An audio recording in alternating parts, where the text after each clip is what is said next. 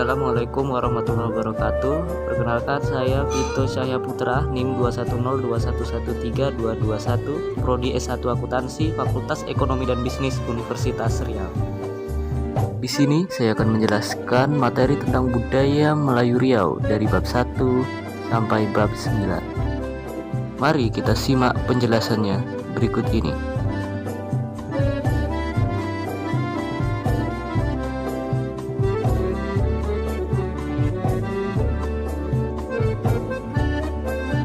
Kerajaan yang pertama adalah Kerajaan Kandis. Kerajaan Kandis merupakan salah satu kerajaan tertua di Nusantara yang pernah berdiri di Pulau Sumatera. Jadi diperkirakan berdiri pada tahun 1 sebelum Masehi yang terletak di Koto Alang. Masuk wilayah Lubu Jambi dan Kabupaten Kuantan Sengingi, Provinsi Riau. Kerajaan Kandis sendiri didirikan di Bukit Bakar yang diperintah oleh Raja Darmaswara yang disingkat Daswara.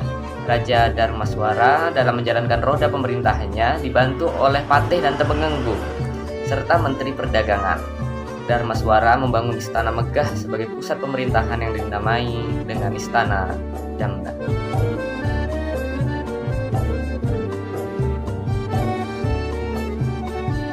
Yang kedua, ada Kerajaan Ketangka. Pada aliran Sungai Kampar ditemukan Kerajaan Ketangka, yaitu berlokasi di Bukit Hyang Kamalakewi. Lokasi itu berdekatan dengan kompleks Candi Muara Takus, yaitu bangunan suci Buddha yang ada di Pulau Sumatera, yaitu peninggalan dari Kerajaan Sriwijaya. Nah, untuk Kerajaan Ketangka ini tidak banyak informasi yang dapat digali mengenai Kerajaan Ketangka.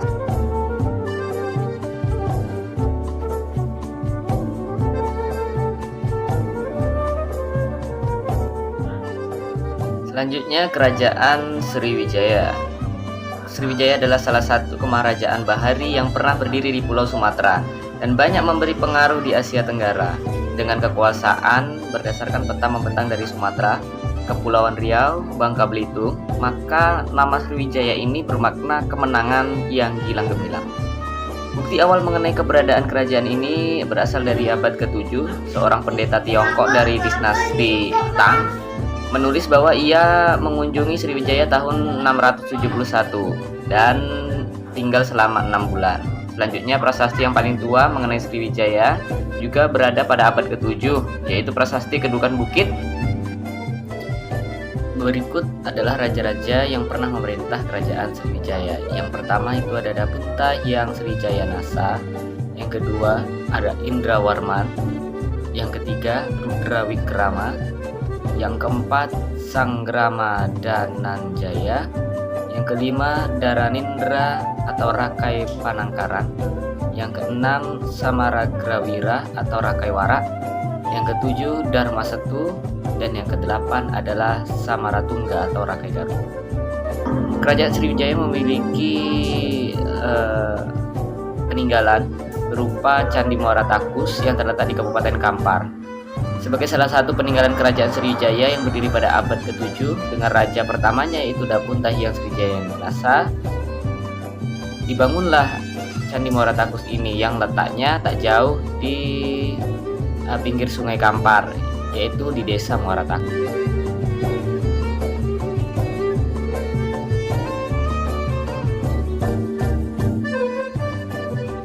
Kerajaan Sintong berada di hulu Sungai Sintong, kira-kira 1 km dari muara Sungai Sintong yang bermuara di Sungai Rokang.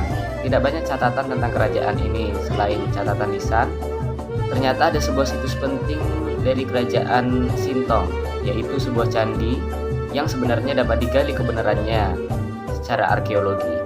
Namun demikian, setelah candi itu ditelusuri, keadaan candi ini sudah sangat rusak dan tidak memungkinkan untuk rekonstruksi. Menurut cerita lisan masyarakat setempat, situs itu tempat ibadah nenek moyang masyarakat Sintong sebelum Islam masuk yang datang dari Pasai.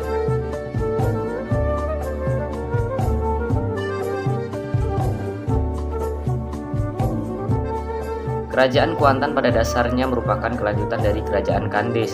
Pada masa Kerajaan Kuantan, ibu kota dipindahkan dari Padang Candi ke Sinduo, yaitu suatu tempat di seberang kota Teluk Kuantan sekarang. Di tidak dapat diketahui secara pasti kapan berdirinya kerajaan ini. Suatu ketika Kuantan tidak memiliki raja, maka kebetulan pada waktu itu datang rombongan raja dari bintang yang bernama Sang Sapurba, sangat dilulukan oleh rakyat Kuantan. Sang Sapurba kemudian diangkat menjadi Raja Kuantan dengan gelar Trimurti Buana.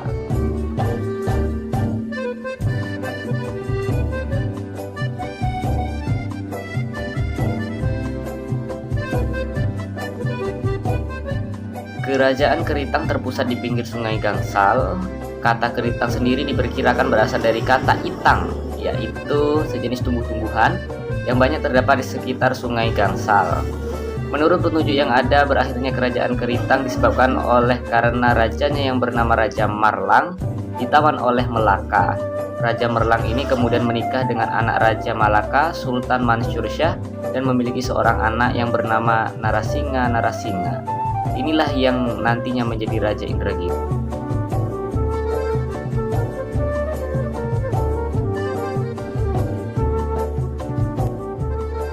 Selanjutnya ada kerajaan Kegasib, yaitu kerajaan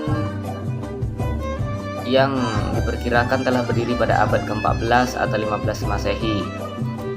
Tidak diketahui secara jelas tentang jumlah raja yang memerintah kerajaan Gasib. Khusus pada periode Hindu-Buddha hanya ada 2 catatan singkat yang menyebut tentang Raja Gasib.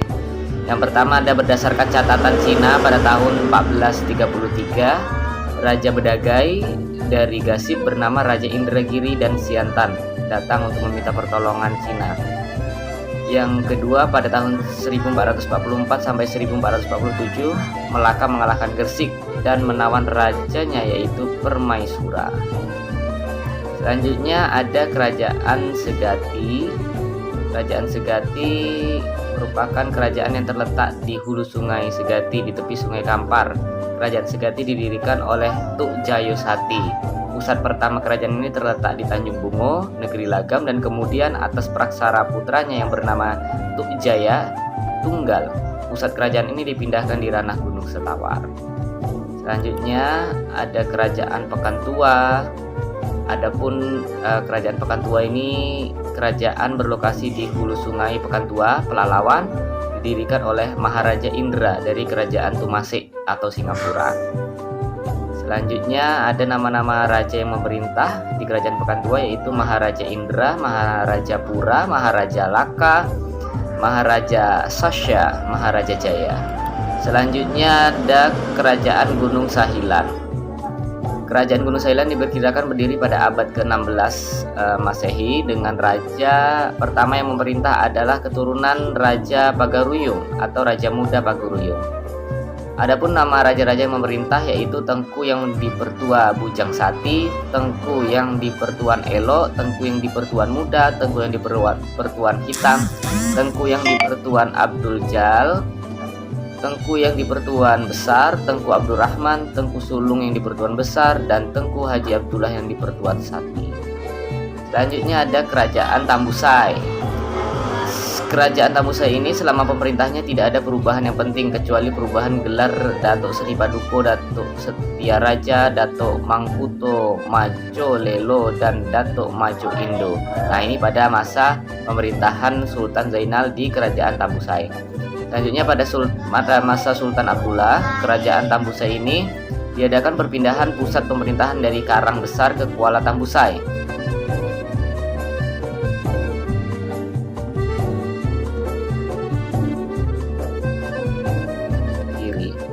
Nama kerajaan ini berasal dari nama anak sungai tempat didirikannya kerajaan ini, yaitu Sungai Pangandalandiri.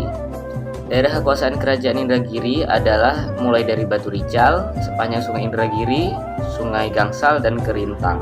Raja-raja yang pernah memerintah kerajaan Indragiri sebanyak 25 orang, dimulai dari Raja Iskandar alias Narasinga dan ditutup kemudian oleh Tengku Mahmud bergelar Sultan Mahmud Syah. Selanjutnya ada kerajaan Rambah. Kerajaan ini didirikan di daerah Pasir Pangarayan yang termasuk ke dalam daerah kekuasaan kerajaan Tambusai. Berikut adalah raja-raja yang pernah memimpin kerajaan Rambah. Yang pertama ada Tengku Muda yang di Pertuan Jumadil, Alam Sari.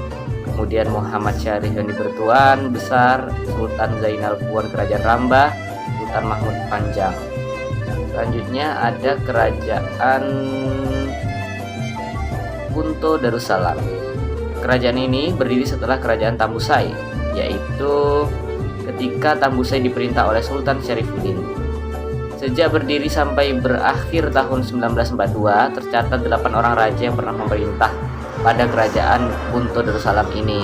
Yang pertama rajanya yaitu adalah Tengku Panglima Besar Kahar yang di Pertuan Besar, itu pada tahun 1878 sampai 1885 sampai ke raja yang ke-8. Selanjutnya ada Kerajaan Kepenuhan.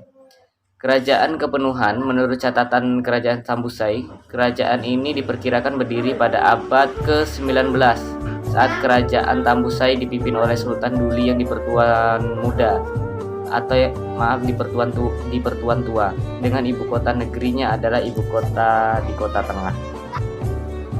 Raja yang pernah memerintah yaitu Sultan Sulaiman yang di Pertuan Muda, yang di Pertuan Besar, Datuk Mahrum Merah Dada, Tengku Muda Saha, Montuo Muda, Tengku Sultan Sulaiman.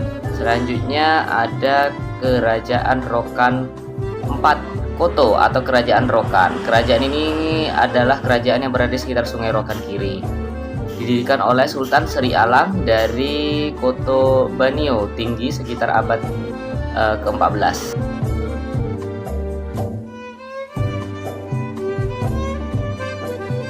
Selanjutnya Kerajaan Sri Siak Indrapura. Nah, Kerajaan Sri Siak Indrapura atau Kesultanan Siak merupakan kerajaan Melayu Islam yang pernah berdiri sekitar tahun 1723 Masehi. Kesultanan ini terletak di tepi Sungai Jantan atau sekarang yang disebut dengan Sungai Siak. Didirikan oleh Raja Kecil atau Sultan Abdul Jalil Rahmat Syah, anak dari Sultan Johor yaitu Sultan Mahmud Syah II, dan istrinya bernama Encik Pong.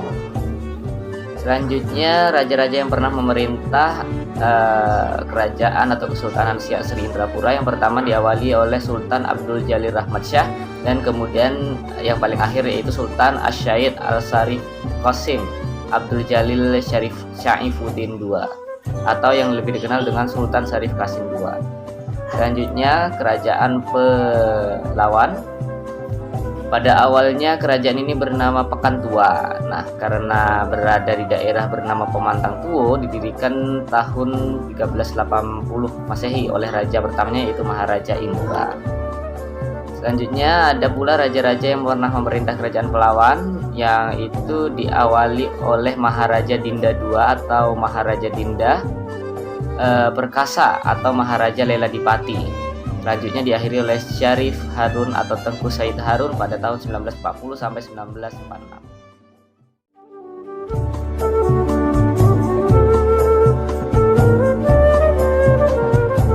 Baik, selanjutnya yaitu pada bab kedua adalah adat dan adab Melayu Riau. Yang pertama adalah arif dan jenis adat Melayu.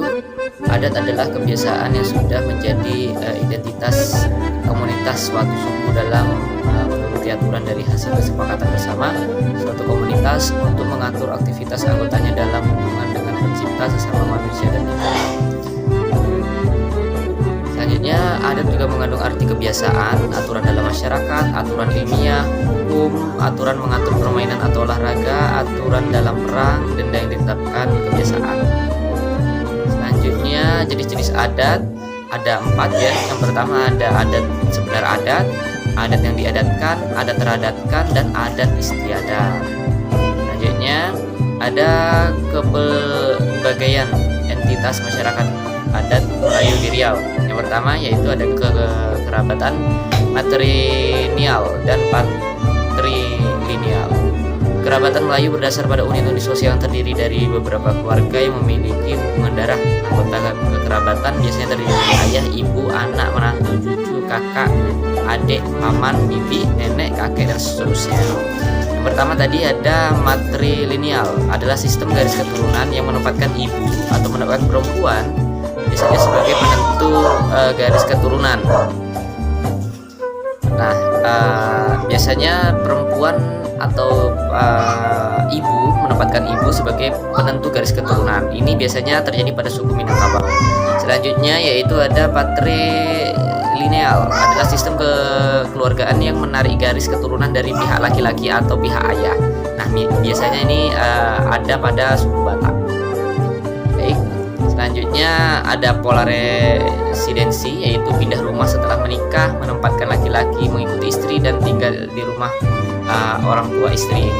Selanjutnya sistem sapaan. Nah, sistem sapaan adalah sistem yang mengikat unsur bahasa yang menandai perbedaan status dan peran dalam komunikasi. Ada sapaan di dalam kekerabatan pada umumnya sama seperti bapak ibu. Yang kedua, sapaan berdasarkan usia seperti moyang atau kakek, akak, wan. Selanjutnya sapaan di luar sistem kekerabatan, sapaan berdasarkan garis keturunan, sapaan berdasarkan profesi atau gelar, sapaan berdasarkan penggolongan kata. Baik, selanjutnya sistem perwarisan. Biasanya dalam Melayu Riau ini sistem pewarisannya yaitu yang pertama ada penyatuan kewarisan adat dan Islam. Integrasi hukum kewarisan adat dengan hukum kewarisan Islam dalam menetapkan ahli waris terjadi dalam bentuk aliansi dan legitimasi. Hukum kewarisan dapat menyerap unsur-unsur yang terdapat dalam hukum kewarisan Islam, dan di pihak lain keberlakuan hukum kewarisan Islam sebagai hukum positif karena disandarkan pada penunjukan peraturan dan perundang-undangan. Selanjutnya harta warisan. Harta warisan ini dibagi menjadi 3, yaitu harta soko, harta bujang, dan harta tepatan. Harta soko adalah harta yang diwarisi secara turun-temurun dari beberapa generasi. Harta bujang adalah harta suami yang didapat sebelum menikah, serta harta tepatan adalah harta pihak perempuan yang didapat sebelum menikah. Selanjutnya yang ketiga ada harta warisan dalam talang mama. Dibagi lagi, yaitu harta yang diperoleh secara bersama-sama sejak terjadi pernikahan. Yang kedua, harta yang diperoleh secara turun-temurun atau harta dari warisan orang tua sebelumnya. Selanjutnya pelembagaan adat Riau, ada pebatin. Nah, ini pebatin terdiri dari sakai. Sakai adalah batin sakai menjadi pemimpin yang mengatur jika masyarakat dengan asas adat. Batin menjadi pusat kehidupan dan mitos suku sekaligus merangkap sebagai bomo, yaitu tokoh yang khas dan memiliki peran penting. Suku Sakai terbagi dalam perbatinan 5 dan perbatinan 8. Sakai terbagi dalam perbatinan 5 dan perbatinan 8, seperti yang sudah saya sampaikan tadi ya. Selanjutnya ada Talang Mama. Nah, Talang Mama awalnya masyarakat Talang Mama dipimpin oleh seorang pateh sebagai keturunan Dato. Perpatihan dan sebatang yang dianggap sebagai perancang adat orang Talang Mama. Tetapi saat ini yang memainkan peran adalah batin yang berkedudukan di setiap talang karena diberikan kedudukan sebagai kepala desa. Masyarakat Talang Mama pernah tersusun. Yang pertama yaitu Sultan Kerajaan Indragiri mengatur hukum kerajaan. Yang kedua pateh, menteri atau menteri khusus mengatur suku Talang Mama. Yang ketiga ada batin, pelaksana pemerintah. Yang keempat ada monti, mengatur masalah adat. Yang kelima ada dubalang, membantu monti. Yang keenam penghulu, ini menerima pengaduan dan menjalankan keputusan adat. Yang ketujuh ada dukun dan bomo. Ini sama juga dengan pengobatan dan upacara adat, memimpin pengobatan ataupun acara adat. Selanjutnya adalah rakyat. Yang terakhir rakyat Talang Mama itu sendiri. Yang ketiga ada kekhalifahan. Khalifah merupakan pimpinan dari suatu khalifahan yang tetap berada di daerah kekuasaan raja. Khalifah juga bertugas membantu raja dalam menyelesaikan masalah-masalah tertentu. Nah, selanjutnya ada kerajaan. Nah, kita dibahas kerajaan. Yang pertama adalah kerajaan Siak Sri Indrapura. Ini sudah dibahas pada bab 1 yang didirikan pada tahun sekitar 1723 Masehi oleh Raja Kecil yang bergelar Sultan Abdul Jalil Rahmat Shah, putra Raja Johor. Selanjutnya ada dalam upacara daur hidup. Ada adat istiadat kehamilan, merupakan ritual yang dilakukan pada masa kehamilan. Selanjutnya ada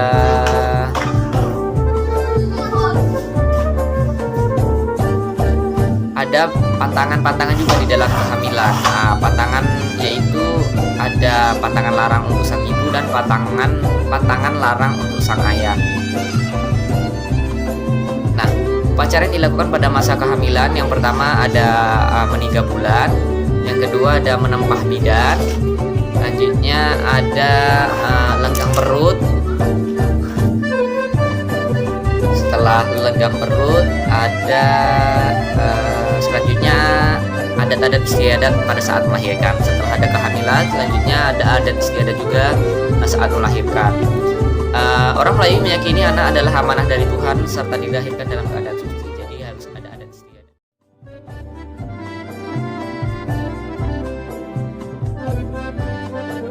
Selanjutnya pada bab 3 itu ada masyarakat hukum adat. Pengertian hukum adat. Nah, menurut Van Volkhaven, hukum adat adalah keseluruhan aturan tingkah laku masyarakat yang berlaku dan mempunyai sanksi dan belum dikodifikasi. Sedangkan menurut Terher, hukum adat adalah keseluruhan peraturan yang menjelma dalam keputusan adat dan berlaku secara spontan. Nah, adapun pengertian hukum adat secara real adalah seperangkat norma atau aturan baik yang tertulis maupun tidak tertulis yang hidup dan berlaku untuk mengatur kehidupan bersama masyarakat yang diwariskan secara turun-temurun yang senantiasa ditaati dan dihormati serta mempunyai sanksi. Keberadaan hukum adat.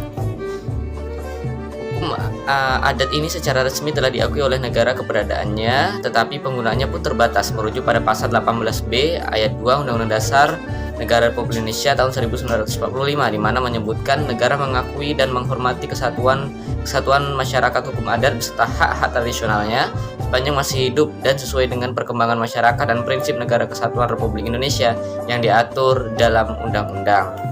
Nah, selain itu juga diatur dalam pasal 3 Undang-Undang PA. Nah, dalam masyarakat hukum adat ada hukum kebiasaan dan hukum adat.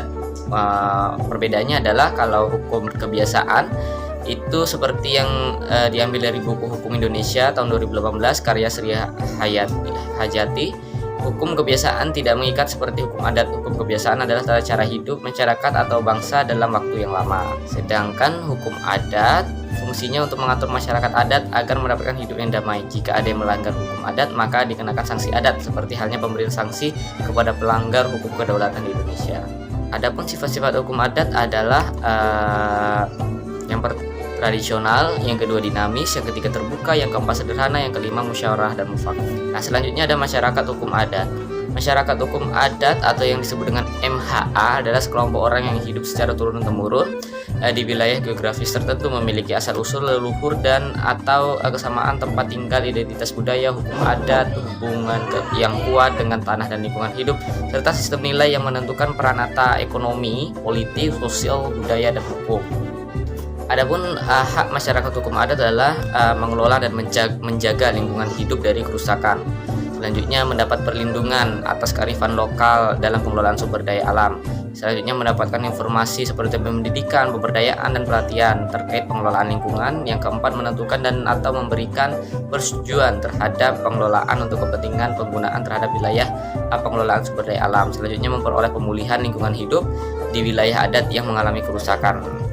Selanjutnya ada juga kewajiban masyarakat hukum adat yaitu menjaga dan mencegah melindungi lingkungan hidup dari kerusakan. Selanjutnya rehabilitasi lingkungan, melestarikan, dan bekerja sama. Nah, ada beberapa perbedaan antara masyarakat hukum adat lokal dan tradisional.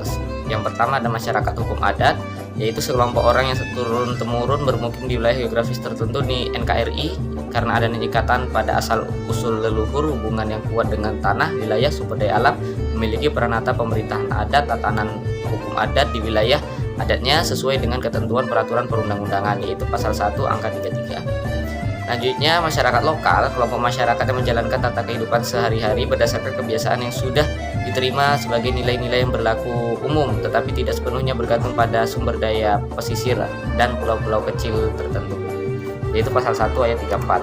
Nah, yang terakhir masyarakat tradisional adalah masyarakat yang menjaga, memelihara, dan mempertahankan adat istiadat, tradisi, dan lainnya yang diwarisi oleh generasi sebelumnya. Nah, selanjutnya ada masyarakat hukum adat Melayu Riau. Nah, sistem pemerintahan masyarakat hukum adat Melayu Riau biasanya seperti sultan adalah pemimpin pemerintahan, yaitu ada kedatuan sejawat, yaitu merupakan pejabat sekelas menteri. Selanjutnya ada Hulu Balang atau Panglima, merupakan pengawal Sultan. Selanjutnya ada Kedatuan Kelompok, merupakan pimpinan kelompok yang ada di bawah pemerintahan Sultan. Selanjutnya Penghulu Besar, merupakan pemimpin yang ditunjuk langsung oleh Sultan untuk memimpin wilayah tertentu. Ada juga Penghulu Kecil, merupakan pimpinan wilayah yang lebih kecil dari Penghulu Besar. Selanjutnya Datuk Penghulu dan Batin, merupakan orang yang akan menghubungkan antara Penghulu Kecil dan Penghulu Besar, serta ritual keagamaan yang dipegang oleh Datuk Kadi, Datuk Labai, Datuk Pakih, dan Datuk Malik. Nah, ada beberapa sanksi hukum adat apabila melanggar hukum adat masyarakat yang ada di Melayu Riau. Yang pertama ada hukum sosial, yang kedua adalah membayar dam, dan yang ketiga adalah penghapusan.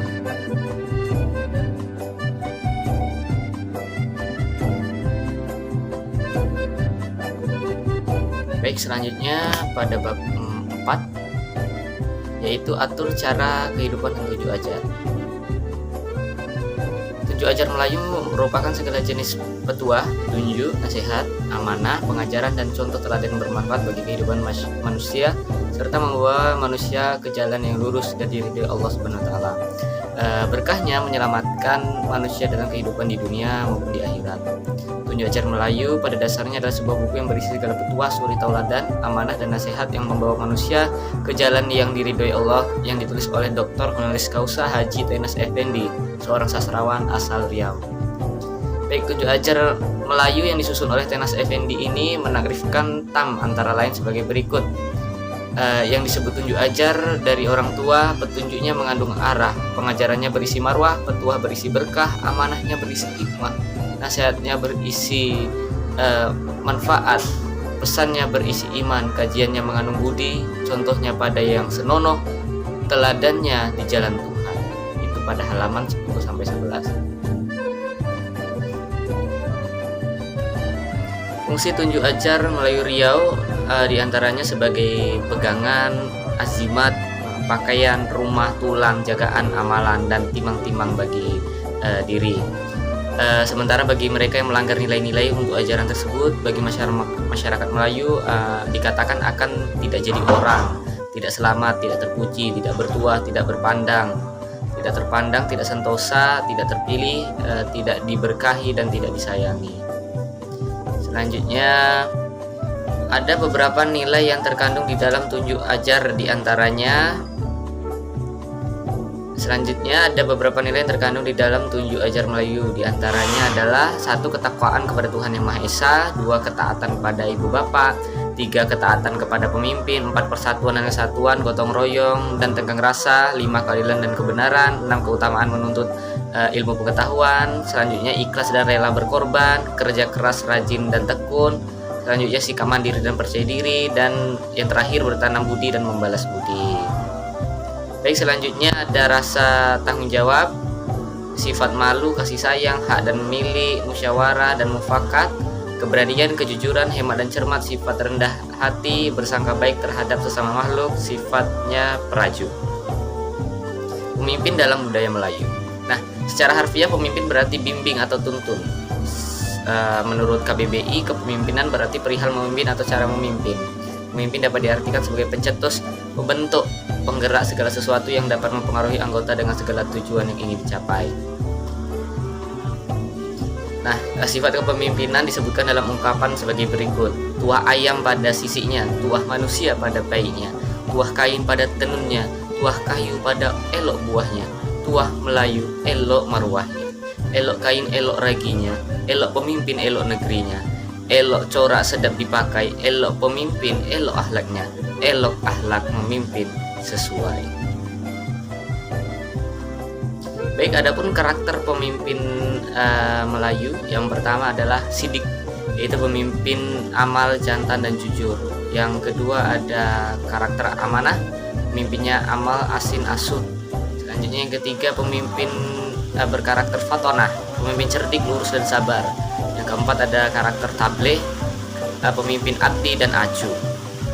Dalam adat Melayu Riau, pemimpin adat dalam adat, lembaga adat telah dikemudikan oleh 3 pemegang teraju adat dan seorang teraju agama, yaitu teraju kepemimpinan adat diatur sebagai berikut: penghulu untuk Melayu muda, batin atau datu untuk Melayu tua. Selanjutnya di bawahnya ada menti atau monti dan hulu balang atau pendamping penghulu, dan ada lagi yang paling besar yaitu malim atau ulama.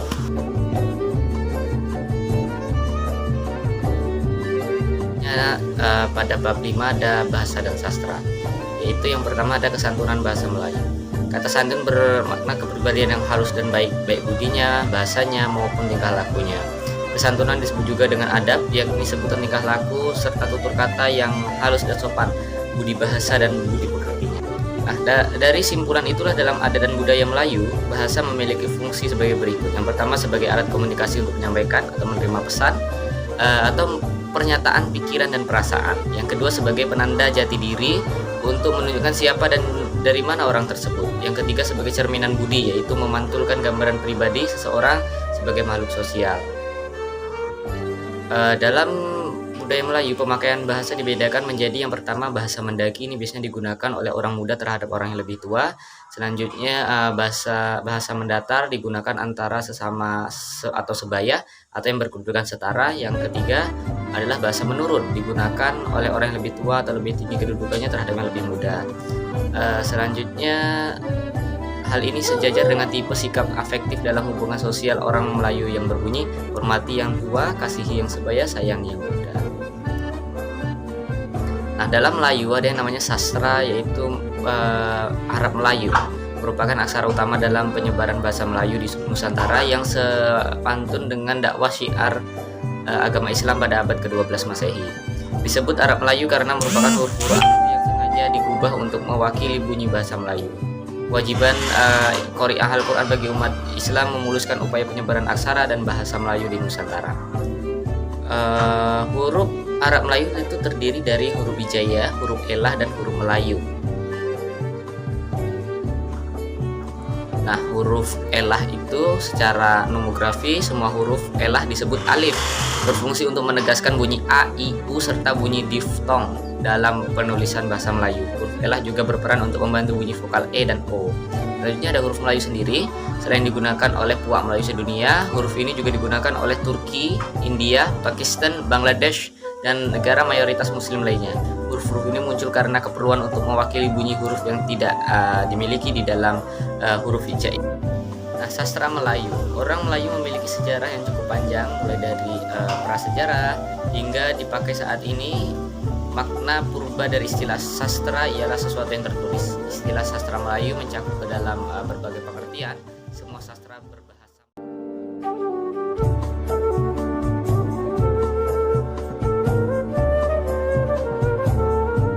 Ada kesenian Melayu di Riau.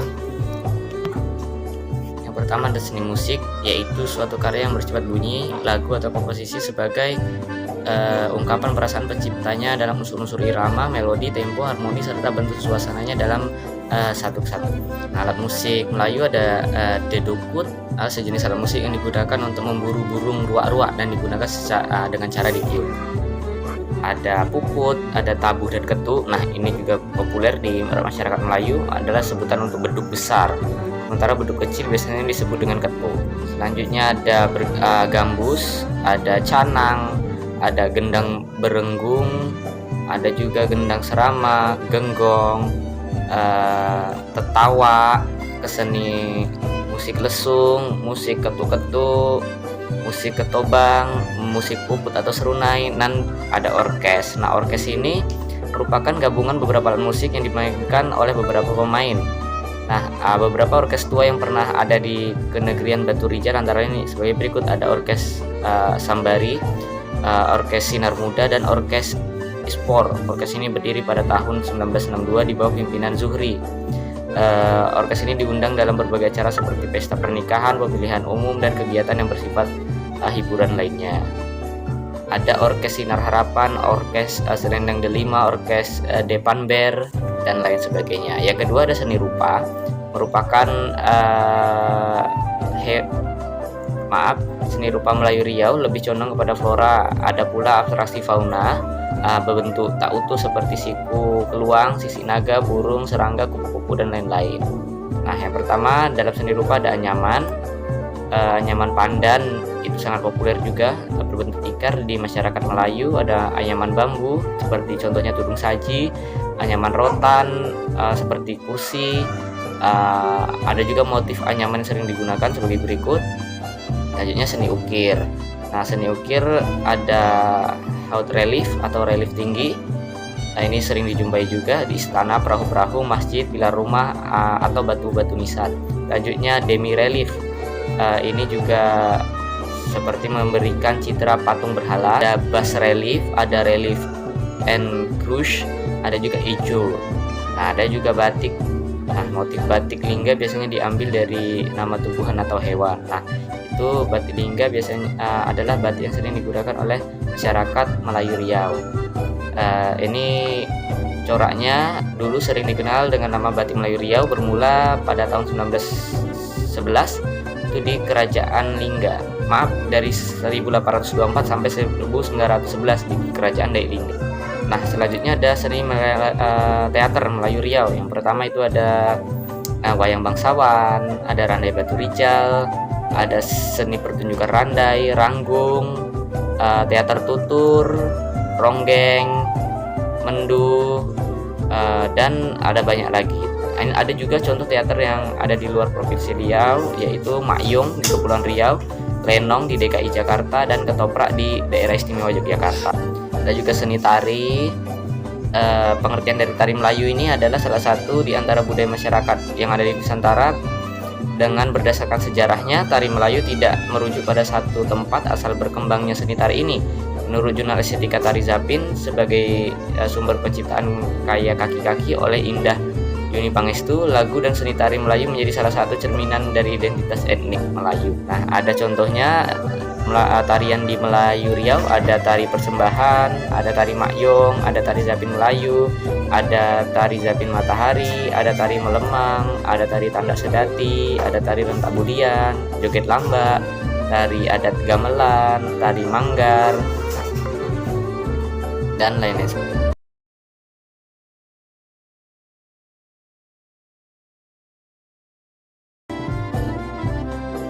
Ada tradisi lisan dan lisan. Tradisi lisan, budaya lisan, dan adat lisan adalah pesan atau kesaksian yang disampaikan secara turun-temurun dari satu generasi ke generasi berikutnya. Sedangkan tradisi tulisan yaitu penyampaian sejarah melalui tulisan. Tradisi tulisan tentu saja ada setelah manusia mengenal tulisan. Tulisan yang menjadi sasaran penulis dipandang sebagai hasil budaya yang berupa cipta sastra. Nah, untuk tradisi tulisan itu ada yang pertama bahasa Melayu kuno. Nah, itu tahap perkembangannya pada abad ke-7 sampai ke-13 bermula dari Kerajaan Jambi dan Sriwijaya. Selanjutnya sistem tulis dan ejaannya, sebelum adanya pengaruh dari India, tulisan yang digunakan yaitu tulisan lontar, tulisan bata, dan tulisan rencong. Nah, setelah adanya pengaruh dari India, ditemukan batu bersurat dengan tulisan Palava, tulisan Ngagiri dari India, dan tulisan Kawi. Contoh bahasa Melayu kuno yaitu ada pada prasasti Kedukan Bukit dan prasasti Talang Tuwuk. Selanjutnya ada tulisan Jawi atau tulisan Arab Melayu, yaitu bahasa Melayu dengan aksara Arab termasuk Indonesia. Penulisan bahasa Melayu dengan abjad Arab sudah mulai sejak Islam dianut dan tersebar di Nusantara, sehingga pada akhirnya tulisan Arab Melayu menjadi tulisan resmi masyarakat dan kerajaan-kerajaan Islam saat itu. Selanjutnya ada sastra Melayu. Yang pertama ada pantun, yang kedua selanjutnya ada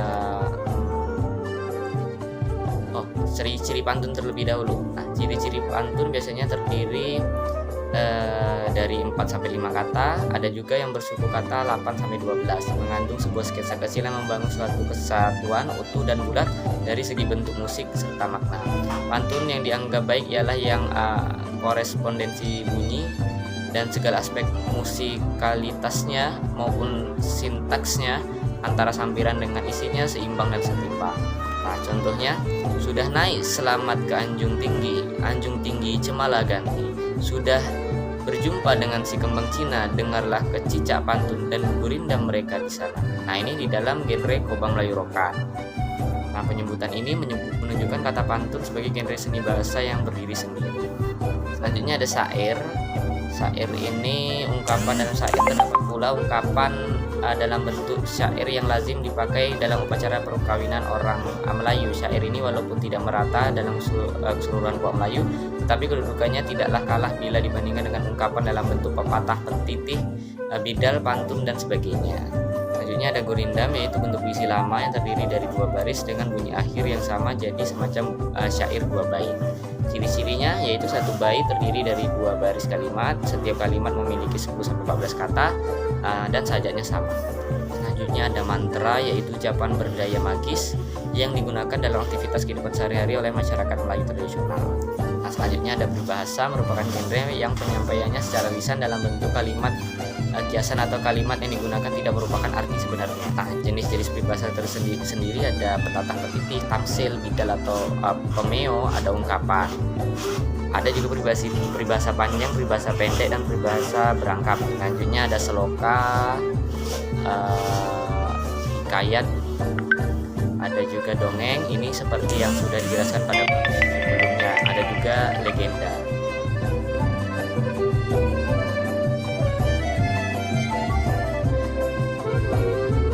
Selanjutnya pada bab 8, yaitu ada nilai azas ekonomi Melayu dan sistem ekonomi tapak 8. Nah, nilai azas menurut KPBI adalah sifat-sifat penting yang berguna bagi kemanusiaan. Nilai azas ekonomi Melayu Riau yaitu memanfaatkan alam sekitar. Sistem mata pencarian masyarakat Melayu terlihat dari aktivitas mereka yang menggunakan dan memanfaatkan alam di sekitarnya. Maka orang Melayu lebih leluasa mengelola alamnya untuk memenuhi nafkah mereka.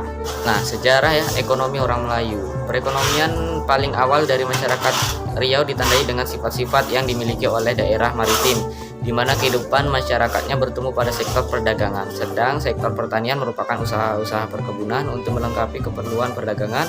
Jika diukur dengan masanya, tingkat perekonomian orang Melayu dikatakan cukup maju khususnya dalam bidang perdagangan. Nah, sistem ekonomi orang Melayu dikenal juga sebagai sistem mata pencarian, yaitu pengertian sistem perekonomian orang Melayu adalah cara yang dilakukan oleh sekelompok orang Melayu sebagai kegiatan sehari-hari guna untuk pemenuhan kehidupan dan menjadi pokok penghidupan bagi orang Melayu. Termasuk ke sistem ekonomi tapak 8. Tapak 8 merupakan sebutan khusus pada masyarakat Melayu, di mana untuk menjelaskan sistem ekonomi yang dilakukan oleh masyarakat Melayu Riau dan juga berlaku di alam Melayu yang menunjukkan jenis-jenis pekerjaan Melayu sebagai sumber pendapatan keluarga.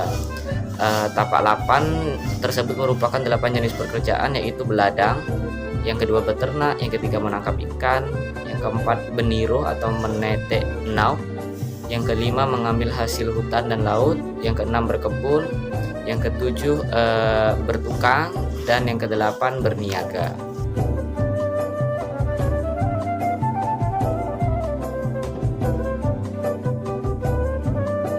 Selanjutnya di bab 9 ada ekonomi Melayu di era global.